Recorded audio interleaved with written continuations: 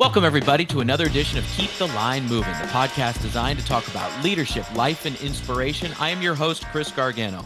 And for episode 39, we are focusing on a core value of the podcast, which is inspiration, coupled with talent and drive.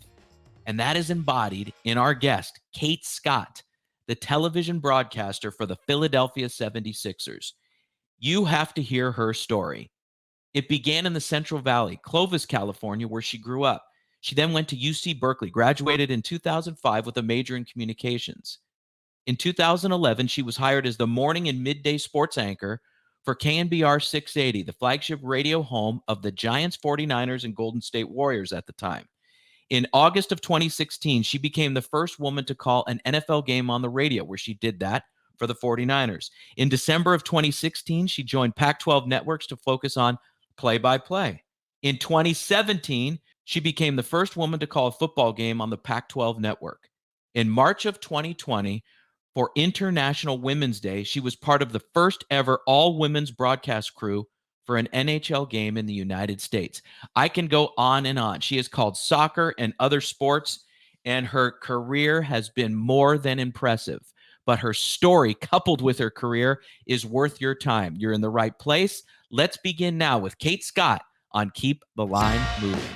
So look who it is, my friend, more importantly, a trailblazer in this industry and setting all these. I mean, if it were you were an athlete, you'd be setting records. My goodness, Kate, I'm so excited. It's so great to see you. How are you? Oh, Chris, it's so great to see you. I am fantastic. And this morning I was just flashing back to when we met over a decade ago and some of the words of encouragement you gave me. And just a minute ago, we were off camera saying, how did we get here? Look at this. This is incredible. So it's great to see you. Thank you. Kate, let's start there. That's a wonderful way to start. Okay. How did you get where you are right now with the Philadelphia 76ers television play-by-play? Whew. We can start there and then work our way back. How about that? I'm about ready to go into season 3 here in Philly, Chris, and it is still truly wild to hear people introduce me as the television voice of the Sixers, because we can go back to when you and I started working together. I was in San Francisco. You were working for the San Francisco Giants. I was a young kid, pretty fresh out of college, just trying to find a place to put my toe in a door, right? Just get a little something somewhere. I was traffic reporting on the radio at that time. It was before Waze and Google Maps and before all of our phones told us how to go, when people used to actually listen to the radio every 10 minutes. I was doing that, trying to get into sports broadcasting, and the Giants were the team I grew up cheering for baseball-wise. Somehow I met, I think, a coworker of yours at a party, because as we all know, connections and schmoozing are a big part of this. And this is how old I am, and this is how long ago it happened. They said, we're thinking about starting a web series of some kind. And it was like the first of its kind in any major sport. Don't you remember that? Yes. I think we called it the Gen Cast, right? The Giants Entertainment Network cast. And we were going to be posting stories to the web, this internet thing. Anyway, so that's how we started chatting. And then you were hosting a show, right? SFG Live, SF Giants Live. And for some reason, you invited me to kind of be a co-host or sit beside you or do something. And that's how we met. And that was, I mean, we don't have enough time to go through all the jobs, but it was that sideline reporting for the San Jose Giants, the high A minor league team in the Bay Area, and then sideline reporting for the MLS team, the San Jose Earthquakes, and then getting a job at the sports radio station in San Francisco, KNBR, which was the Giants and 49ers, and then Warriors flagship radio station. And then it was starting to call high school games, and then it was starting to call college games. And it was, everybody always asked me, what was the big break to get you here? And I'm like, y'all, if I had a big break, I would have been here a lot sooner. But it was just, I know athletes use this, stacking bricks on top of each other. I like to say, little by little, one walks far. And it was just one job after another, learning more about myself, growing as a broadcaster, expanding my web of contacts and people who I hoped would want to work with me again and thought I was good enough to get to the next level, whatever that might be, and just kept growing. And now here we are in 2023 in Philly. How did you stay persistent and resilient? And I love that quote, little by little, one walks far. Yeah. There's so much wisdom there. How Well, did you stay persistent knowing that the dream is alive and it's driving you? How did you yeah, do it? it is the real answer is I don't know, because I look back sometimes, and I don't know what kept me going other than because this industry and so many industries. I know this isn't just broadcasting, but there's no ladder in broadcasting. In certain other industries, I'll use my wife's as an example. You come into an architecture firm as a junior designer or a junior architect. And if you work there for 6 months or a year, right, then you move up to architect or designer. And then if you keep getting better and get certain credentials, then you move up to senior architect and but you can see there's a ladder. In broadcasting, it's just, I like to say, a giant oak tree with thousands of branches, and you kind of just grab onto one and you try to climb out on it. And if you like what you see, maybe you try to climb up to the next one. Um, but I think that that's why it's so hard for me to answer what kept me going and why, because I never knew what was next. And I never knew if I was good enough or was in the right place at the right time. There's so many things that going into getting that next job in this industry. But if I try really hard to answer it, it's this sets my soul on fire. I love doing this so much. And as I've gotten older, I've come to see that even though we tell kids to do that, follow your passion, it's so hard to then be able to do that once you step into real life of bills and kids and mortgages and responsibilities. So many people who I know also loved this and who started with me have since transitioned to something else because for whatever reason, they just tapped out. And I understand because this is really hard. I mean, I called 49ers preseason games on the radio back in 2016. First woman to ever call an NFL game on the radio. And yes, it was preseason and nobody was listening, but it was still a big deal. And a few months later, I was still sleeping in my car in between radio shifts at KNBR in the morning and television shifts at the Pac-12 network at night because that's just how hard this industry is. You just have to keep going. And I would question it often, is this worth it? My wife had to go to another wedding by herself. I missed another funeral that I really felt like I should have been at, but maybe this is the one game I'm going to call that's going to get me to that next level. So that was a really roundabout way of saying I'm not sure, other than I love this. I feel so lucky to get to be one of the humans that is actually doing and getting paid for what they really love to do.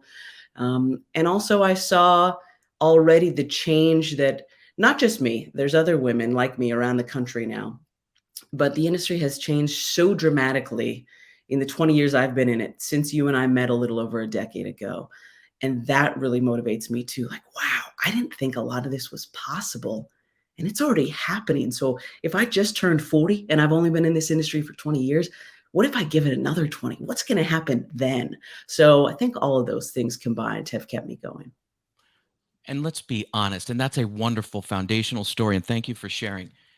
Your talent is off the charts. So when Mhm. I would listen to you on KNBR on the morning show with Murph and Mac, I Yeah. would say there's a spark there.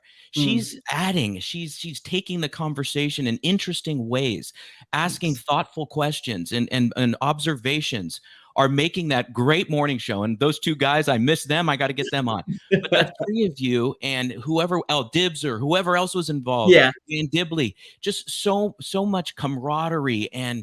and sharing, and getting people up in the Bay Area and starting their days off.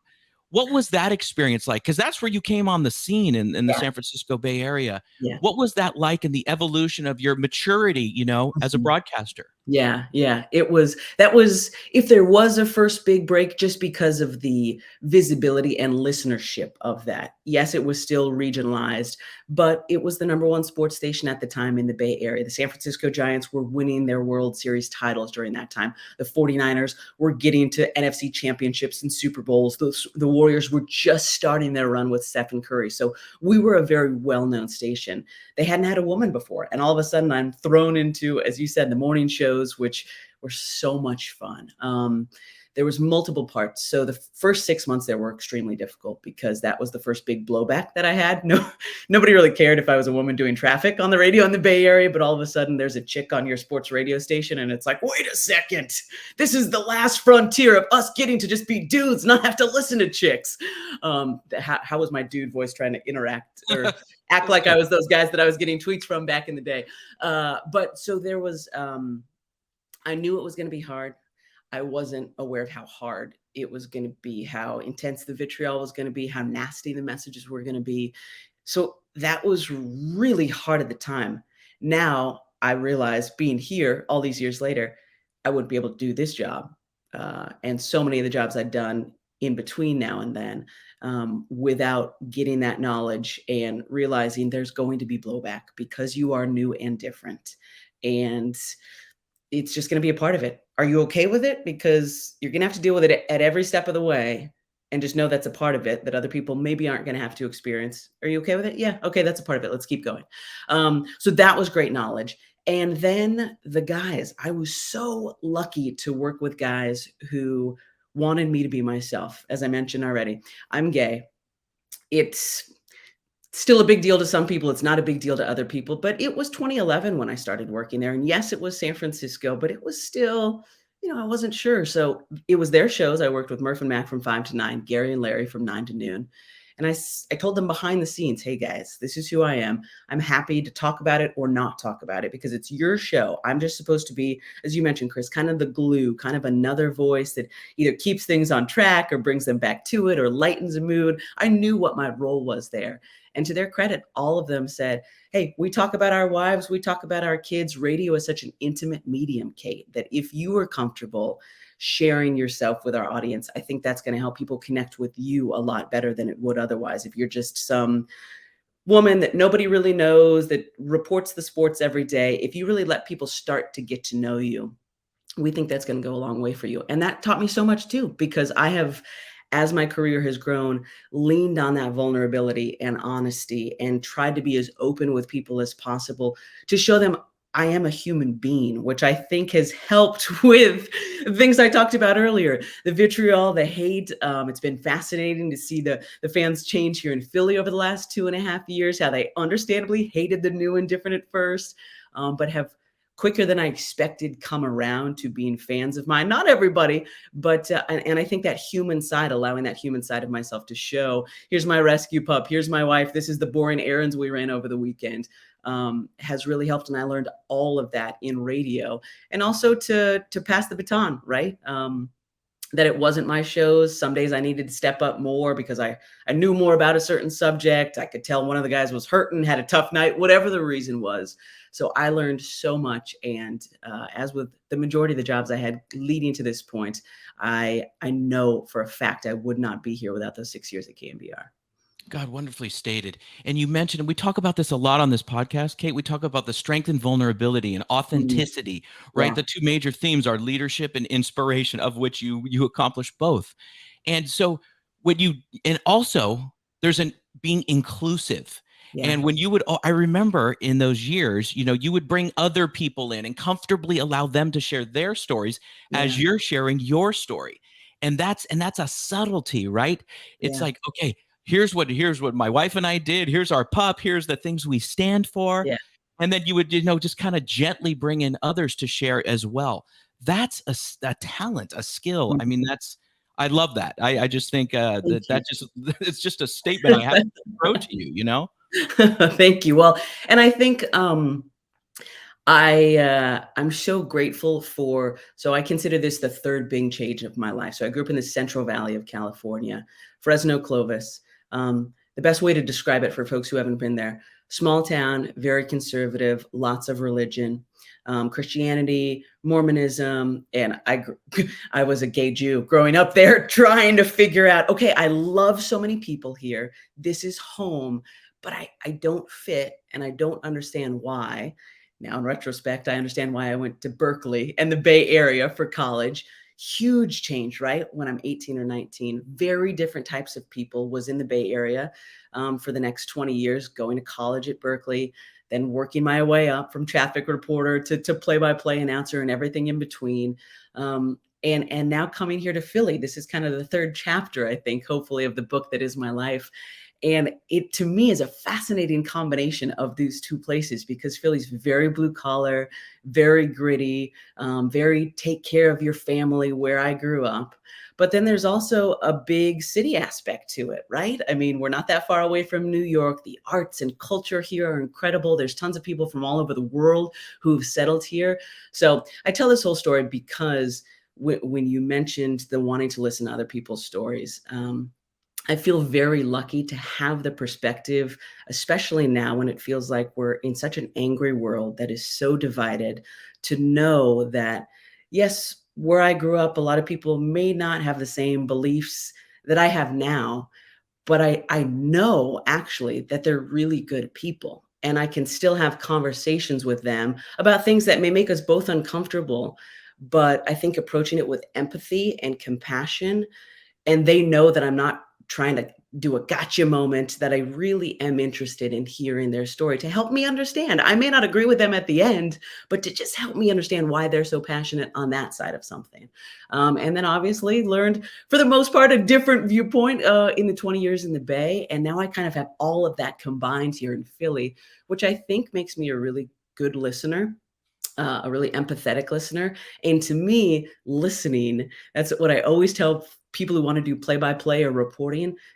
It helps to have a great voice. It helps to have catchphrases and a great vocabulary. But actually, I think it's my listening that makes me a really good broadcaster, because I'm able to play off of my analyst, listen to my producer in my ear while I'm trying to say something, tie our reporter into the broadcast so they don't seem like they're just kind of down there and not a part of our conversations throughout the game. So that was a very long story, but I think all of that helped me get to this place.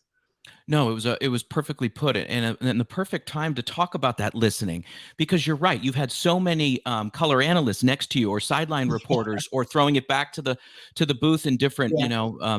structures. So it's also listening to, okay, the broadcasters, and being open to their stories and how they're Mhm. contributing. But Kate, it's also listening to future employers, right? Your resume is so long, I need to lift weights to pick it up.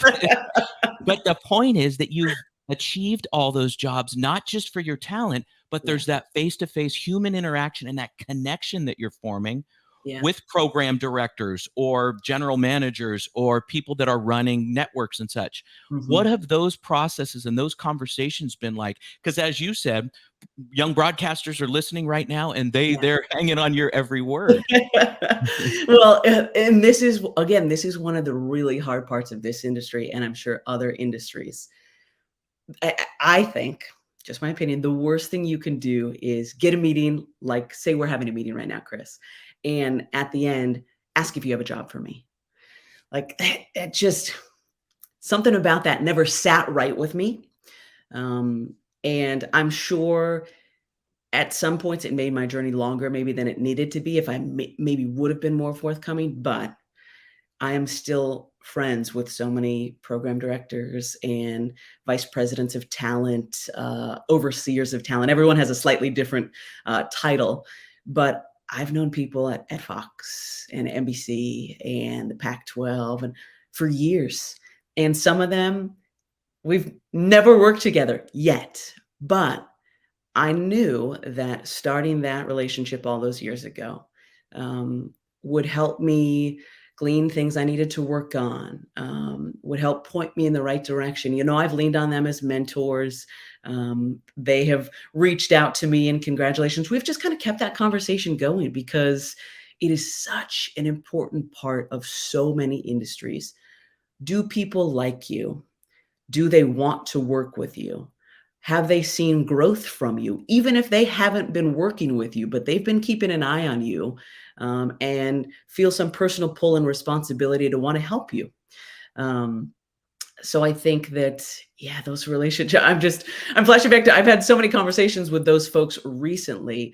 And it's a hard thing to do, to keep in touch with someone when you're, again, not sure if it's going to lead anywhere, not sure if it's going to be worth a job. But in my opinion, it always is, because those people then, their connections are reaching out to them asking, is there anybody I should keep an eye on? And you don't know how many times your name has been dropped and you will never know who did it in a meeting on the other side of the country because you remembered the name of their dog and asked them about it the next time you hung out. And that's where I'll leave it. I have, I don't know if this is crazy or great, but I have notes in my phone under each person that says, this is their spouse's name. This is their kids' names. This is what their kids were doing last time we talked. If they have an animal, I just try to, after each phone call or coffee or lunch, I try to jot down notes because I get so busy and so crazed. And be lucky to see him once a year, maybe once every couple of years. But how amazing if I'm able to remember something we talked about a year or two ago, showing that I care about them and really wanting to continue, pick up that conversation where we left off. And that's the magical word that you just said right there, caring.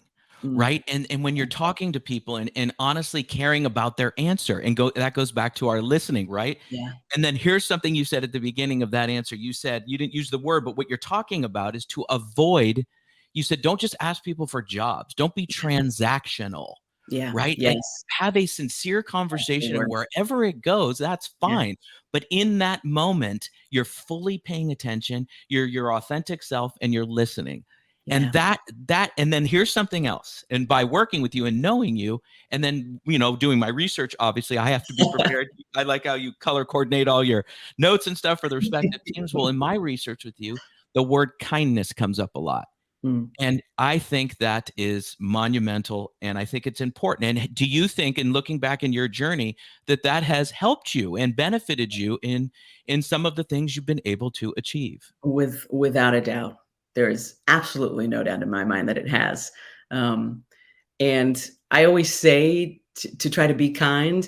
Hopefully, for the majority of us, that comes naturally, but I also understand if it doesn't. So I try to remind people to keep that at the forefront because I know that I've been able to keep the conversations going with these executives because I'm just a person who wants to catch up with them, see how things are. And by not approaching it in a transactional way, our relationships, I think, have transitioned from some kid they met out of the blue that really wanted to get into the industry to a true friend who is now striving and making big strides in this industry who they want to help. And I think that's the best thing you can do in any industry. Don't ask for help at first, give people a reason to want to help you. And I think that that comes back to that kindness because again, going big picture, I think we're struggling a lot with kindness and empathy in our society. It is so much easier to be mean to someone than to, for absolutely no reason, say, Chris, hey man, what are you doing today? Can I help you with anything? And even if you can't, just that offer catches people off guard these days. So to round out this answer more quickly than I have others, I heard from people here in Philadelphia that when things came down to it, and understandably, NBC Sports Philly and the Sixers and the final decision makers had us narrow down to whatever small group they had, that one of the things that put me over the top was they reached out to many old employers of mine, and that word kept coming up. We all loved working with Kate. We would work with her again in a heartbeat. She was not just kind to her analyst and her producer. She was kind to the person running cable. She was kind to the stageman. It didn't matter. We felt like a team and she was leading the way. So right at the moment they hired me 3 years ago, was I the best person talent-wise? I don't know. I would guess to say no, but they heard that I was extremely hardworking. So my ceiling was exponential because I was always looking to grow and get better. And that's what you, I think, want in a voice of a team because you hope that they're there for a very long time and can grow with the fan base and the team. And then she's a joy to work with. You are never going to have to worry about her being mean to folks. She's going to be incredible as far as a face for your organization. So yeah, I know that that word again helped me get to where I am today. Yes, you grew up in Clovis in the Central Valley. You played sports. You were travel Mhm. soccer. All Yep. these wonderful moments in your history. Can see why the progression is where you are today. Who inspired you over the course of your career? Who is somebody that did it the right way, was Yeah. very talented, did great things, but also conducted themselves to the extent that you knew about as a child or a college Yeah. student at Cal? But who inspired you, Kate? So many different people, Chris. And first it was subconscious inspiration because I didn't know that I wanted to do this until Mr. Schmazel thankfully told me, "Hey, Kate, I just want to reflect to you. You're playing for varsity sports. You're on the microphone at Friday night football games. You're the editor of our high school newspapers in the sports section. Like, why don't you think about sports journalism?" Oh, that's a really good idea because there were so few women doing this growing up. But Linda Cohn and Robin Roberts subconsciously who are inspiring me because I watch them on SportsCenter every morning. They were the two women. Then I started to see Susie Colbert and Hannah Storm and Bonnie Bernstein. And okay, now I'm starting to see more women and they're inspiring me subconsciously. Then the first play-by-play voice I heard was Beth Mowens. And I thought, wow, that sounds different. Why does it sound different? Oh, it's a woman calling sports. And then it was Beth inspiring me because she was doing it. So maybe that's something I can do.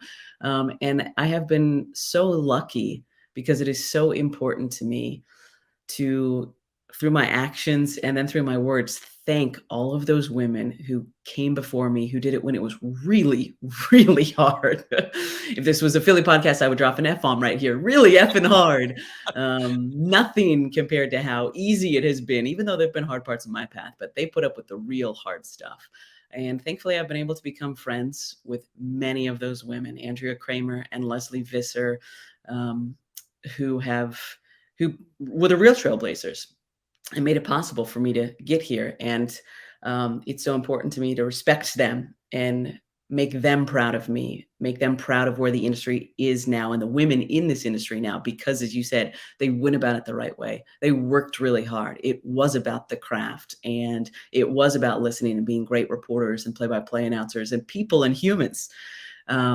So yeah, those are a lot of the people who've inspired me. I'm sure I'm forgetting somebody, and that always happens because there's so many women in the Bay Area. Mary Murphy, Krista Blanc, Ann Schatz, Elise Woodward, so many people who were trailblazers in their own markets who we didn't know because Twitter and all social media didn't exist at that time, but they were the first woman in their market and at their radio station, and they put up with all the crap. And they have all continued to lift me up and push me forward. So yeah, a lot of inspiration from all around. And I have no doubt you are doing that for young women all around the industry. That Yeah, has to feel hope so. really good. And I know how seriously you take that. You're Yeah. probably fielding emails, DMs, and things constantly, I I have a would couple of assume. interviews with students actually this afternoon, Chris. I have a couple of students who I'm doing interviews like this with too. I just knew it. Okay. I think that's just wonderful, that legacy. That's really wonderful. All right, let's close with all-star moments and get you on your way because you got students to mentor. Okay. Okay, Are you let's do ready? it. These Okay. are 6 rapid fire questions. Just answer them first thought, best thought, as my Okay. former colleague at the Jets used to say all the time. Here we go, Kate. 1, how do you deal with adversity? Uh, accept it, recognize it, say hi to it, and then say, screw you, I'm getting past you. Mic drop. 2, how do you how do you give yourself fuel? Mm, uh, I'm just never satisfied. I got that award sophomore year in high school from my tennis coach because I was only a sophomore. He didn't want to give me the MVP award. I couldn't be the rookie of the year. So he just made up this never satisfied award. Rest in peace, Coach Ramage. And that I think is true. I always want to get better. So that's what fuels me. Okay, this was great. What's next? What can I do next? 3, what does never give up mean to you? Mm. Life motto. Uh, how lucky am I to be doing this, getting paid for it? As you said, blazing trails for hopefully a ton of other people who want to do this just by again doing something I love. So let's not give up. We're just getting started. Let's keep going. Let's see how far we can go. 4, what is the value of collaboration? Mm, it's everything.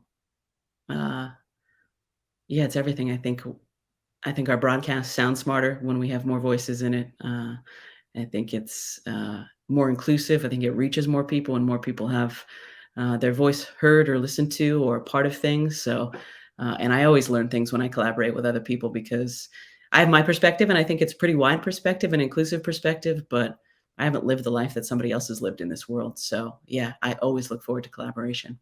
What's the number one piece of advice you give to aspiring broadcasters?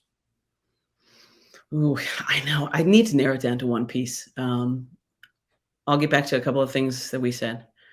Be really kind and be ready to work your ass off. because there's no ladder and it's really hard and confusing. But just keep working little by little. One walks far. Work hard, be kind, be you. 6, last one. Describe yourself as a leader in one sentence. Oh, hmm. A leader, a great listener who loves lifting others up and loves having fun while doing it and believes that when the team succeeds, we all succeed. Outstanding. I feel like there was a lot of catchphrases and words in there, No, no, and no, it was a no. run-on sentence, which is usually how I write, so that worked out. It worked out. I'll just put a Yeah. couple of commas on it. Mhm. Excellent.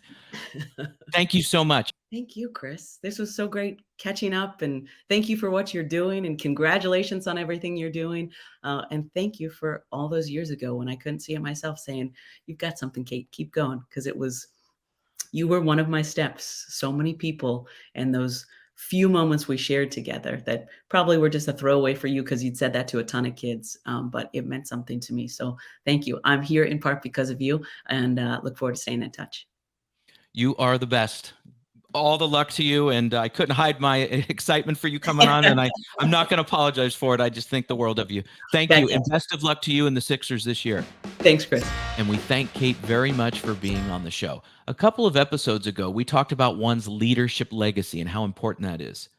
Well, let's talk about this with Kate, her professional legacy. The story she told that was told to her about one of the reasons she got the Philadelphia 76ers job. It was because of her professionalism and ease to work with throughout her career. When they checked her references at former jobs, they all said the same thing. She's beyond talented and she's great to work with.